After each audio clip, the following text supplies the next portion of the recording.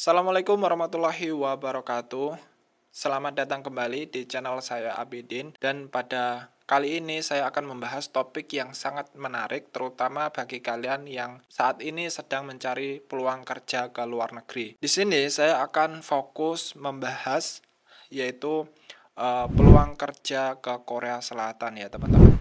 Saya akan menjelaskan beberapa alasan ya, kenapa kerja ke Korea Selatan itu merupakan peluang kerja yang menjanjikan dan terbuka lebar. Nah, buat kalian semua yang tertarik ya untuk kerja ke luar negeri, simak video ini sampai akhir dan jangan lupa subscribe channel saya.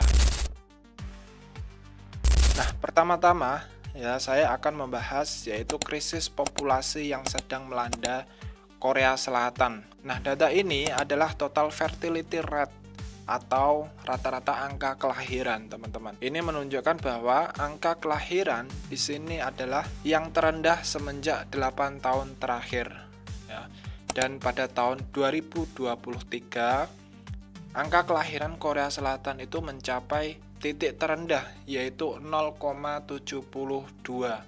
Dibandingkan pada tahun 2022 yang berada di angka 0,78.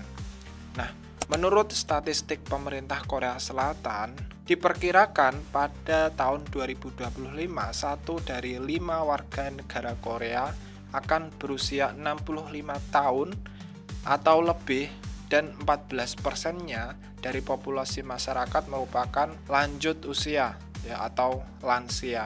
Dan ini berarti dalam waktu dekat ya kita bisa melihat dampak besar pada tenaga kerja dan ekonomi. Populasi Korea Selatan diperkirakan menurun hingga 30 juta orang dalam 50 tahun mendatang akibat tingkat kelahiran yang semakin rendah. Badan Pusat Statistik Nasional memprediksi populasi Korea Selatan akan turun menjadi 30.660.000 orang pada tahun 2070, berkurang 14 juta orang dari saat ini. Banyak karyawan di pabrik saya itu juga mereka memilih untuk hidup sendiri ya. Mereka memilih untuk tidak menikah. Dan bahkan orang tua yang sudah menikah, yang sudah memiliki anak, mereka itu men-trigger anaknya untuk tidak menikah. Dia langsung ngomong ke saya kalau dia itu, si orang tua ini menyuruh anaknya tidak menikah ya. Dan dia pun juga ya menyesal sudah menikah. Katanya itu menikah itu enaknya pas awal-awal doang. Ketika semakin tua ya udah punya anak, itu katanya udah sulit ya.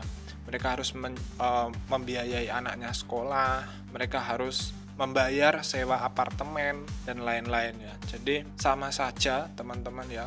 Orang Korea sendiri itu pun juga sulit ya untuk hidup di Korea Selatan ini. Dan dalam beberapa tahun ke depan ya diprediksi jumlah populasi Korea Selatan akan menurun drastis dengan populasi yang menua dan berkurangnya tenaga kerja muda.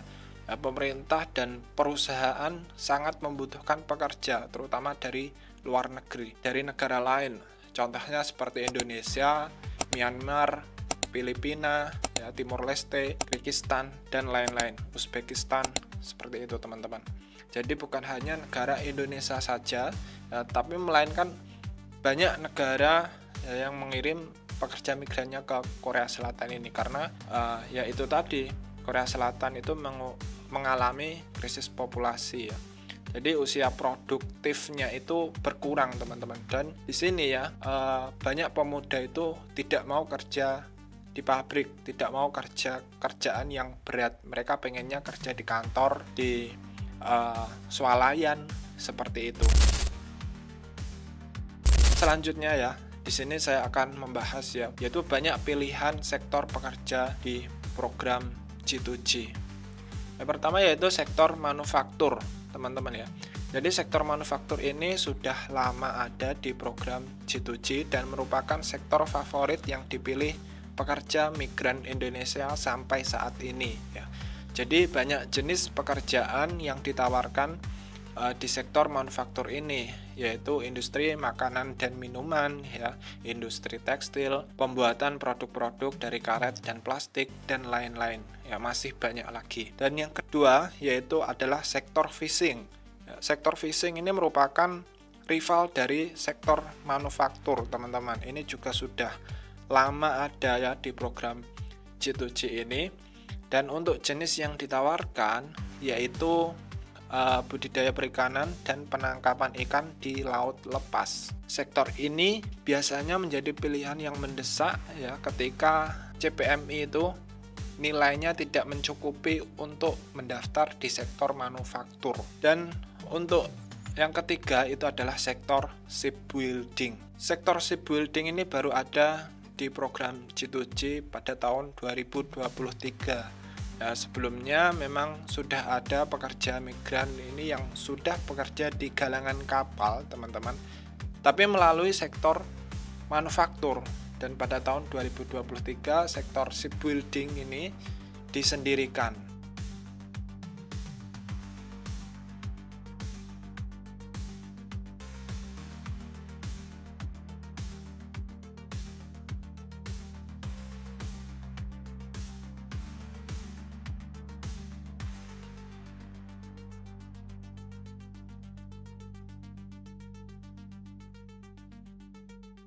Terus untuk yang keempat ini adalah sektor servis 1 ya, sektor jasa ini ya. Jadi untuk sektor servis 1 ini baru ada di tahun ini, teman-teman ya. Dan adapun jenis pekerjaan yang ditawarkan yaitu penanganan dan pembersihan limbah konstruksi dan bangunan, penanganan barang grosir makanan segar, kering, asin, dan beku. Terus kemudian kegiatan kurir dan lain-lain. Terus kemudian yang kelima ini adalah sektor servis 2 ya. Jadi sektor servis 2 ini juga baru ada di tahun 2024. Dan untuk jenis pekerjaan yang ditawarkan yaitu kerja di restoran dan di hotel, teman-teman ya. Jadi kerja di restoran Korea, restoran Cina, restoran Jepang yang ada di Korea Selatan ini. Jadi mungkin kerjanya ya bersih-bersih seperti itu ya, melayani pembeli. Nanti kalau mungkin udah lama udah bisa belajar memasak ya bisa juga jadi koki. Dan untuk di hotel mungkin ya bersih-bersih kamar seperti itu, teman-teman ya. Dan untuk kemungkinan kedepannya ya akan ada penambahan sektor baru lagi ya, mungkin di sektor pertanian, peternakan, pertambangan atau perhutanan juga ya. Jadi sehingga membuat peluang kerja ke Korea Selatan ini terbuka sangat amat lebar. Jadi apa yang membuat bekerja di Korea Selatan ini menjadi sangat menarik ya? Selain peluang kerja yang melimpah, ada banyak keuntungan lain. Pertama, gaji yang ditawarkan itu cukup menarik ya. Nah ini ya teman-teman, gaji minimum di Korea Selatan tahun 2024 itu sekitar 9.860 won per jam ya. Jadi kalau satu bulannya, kalau kerja per bulan, gajian per bulan atau gaji Wolgep ya itu ada di 2.060.740 won. Kalau dikurskan itu ya sekitar 24 juta rupiah ya. Itu belum lembur, teman-teman ya. Kalau kalian kerja lembur itu bisa mendapatkan gaji yang lebih. Dan untuk tahun 2025 mendatang ini naik lagi, teman-teman ya. Jadi UMR Korea Selatan ini setiap tahunnya meningkat. Dan untuk 2025 ini gaji minimumnya per jam atau sigepnya itu ada di 10.030 won per jamnya. Dan untuk Wolgepnya per bulannya itu ada di 2.096.270 won. Jadi naik ya 24 juta rupiah kalau dikurskan ke rupiah. Jadi biaya hidup di Korea Selatan itu berapa sih ya? Biaya bulanan saya sendiri itu rata-rata ada di 400 ribuan per bulan, teman-teman ya. Itu untuk membeli kebutuhan makanan pokok, biaya membeli paket internet, terus kemudian iuran kas, terus transportasi, makan di luar. Jadi makan di luar itu kan nggak setiap hari ya. Kita kan kerja ya, Senin sampai Jumat, Sabtu Minggu itu kadang libur, kadang juga kerja. Jadi itu pun kita makan di luar itu nggak per minggu ya, nggak per minggu pas hari libur itu makan di luar, enggak. Kadang juga enggak makan di luar ya, bisa lebih irit. Dan saya sendiri pun juga bukan laki-laki yang perokok ya. Kalau mungkin ada orang yang perokok, pengeluarannya bisa lebih tinggi, bisa sampai 500 ribu won per bulan. Saya rasa ya dengan gaji 2 juta won, biaya hidupnya 400 ribu itu masih worth it teman-teman ya, masih bisa menyisihkan untuk ditabung. Jadi bagaimana cara kamu bisa mendapatkan pekerjaan di Korea Selatan? Ya, ada beberapa program dan jalur agar kamu bisa kerja di Korea Selatan. Nah, untuk yang pertama itu adalah program G2G. Nah, apa itu program G2G? Nah, di sini saya akan menjelaskan ya. Jadi, untuk program G2G itu adalah program dari pemerintah Indonesia, yaitu kerjasama dengan pemerintah Korea Selatan ya. Pemerintah Indonesia BP2MI ya, itu kerjasama dengan pemerintah Korea Selatan atau HRD Korea untuk mengirimkan pekerja migran Indonesia ke Korea Selatan untuk bekerja di Korea Selatan. Jadi jalur ini dijamin oleh pemerintah, jadi 100% aman. Nah, jalur inilah yang paling saya rekomendasikan karena saya sendiri juga lewat jalur ini teman-teman ya, lewat program G2G, dan kebanyakan pekerja migran Indonesia yang ada di sini itu juga lewat jalur G2G ini. Karena program ini resmi dari pemerintah, jadi aman dan juga biayanya murah. Tapi untuk mengikuti program G2G ini kalian harus lulus ujian bahasa Korea atau lulus IPS TOPIK ya, ujian IPS TOPIK. Nah, kalian harus bersaing dengan puluhan ribu CPMI di seluruh Indonesia. Untuk yang kedua itu adalah jalur program P2P, berbeda dengan G2G. Nah, P2P ini adalah program dari perusahaan swasta bekerja sama dengan pemerintah Korea Selatan atau HRD Korea untuk mengirimkan pekerja migran Indonesia untuk bekerja di Korea Selatan, akan tetapi melalui agensi teman-teman ya, melalui agen. Program ini lebih mengutamakan skill ya dibandingkan bahasa Korea ya. Jadi program ini tidak ada ujian bahasa Korea. Jadi kebanyakan ya untuk program P2P ini jenis sektornya itu ada di shipbuilding dan juga di fishing. Untuk mengikuti program ini itu biayanya lumayan mahal ya, kisaran 100 juta sampai 150 juta. Jadi buat kalian yang punya uang banyak ya, kalian bisa ikut program ini. Kalau saya sih mending ikut program G2G karena biayanya murah. Ini adalah cerita dari teman saya ya, namanya Kang Ari dari Majalengka. Dia mengikuti program G2G dan saat ini sudah bekerja di Korea Selatan. Ini adalah cuplikan sekilasnya. Kalian bisa lihat full videonya di sini.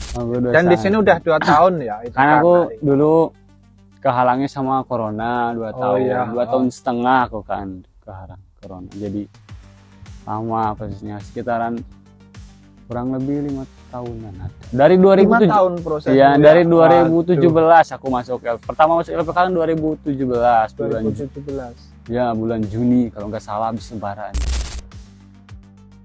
Nah, ini adalah berikut tips ya dari saya pribadi kalau kalian itu pengen kerja ke Korea Selatan. Nah, yang pertama itu kalian harus menentukan terlebih dahulu, saya pengen kerja ke Korea Selatan itu lewat program apa, lewat jalur apa ya. Misalkan nih ya kalian pengen memutuskan kerja ke Korea Selatan lewat program G2G. Nah, untuk tips yang pertama ya, kalian harus belajar bahasa Korea terlebih dahulu. Kalian bisa mulai dari mencari lembaga yang menyediakan pelatihan bahasa Korea. Lembaga tersebut bisa membantu kamu dalam memahami dasar-dasar bahasa Korea, mulai dari menulis Hangul ya, membaca Hangul, terus kemudian menghafalkan kosakata ya, menghafalkan tata bahasa, mengerjakan soal-soal seperti itu ya.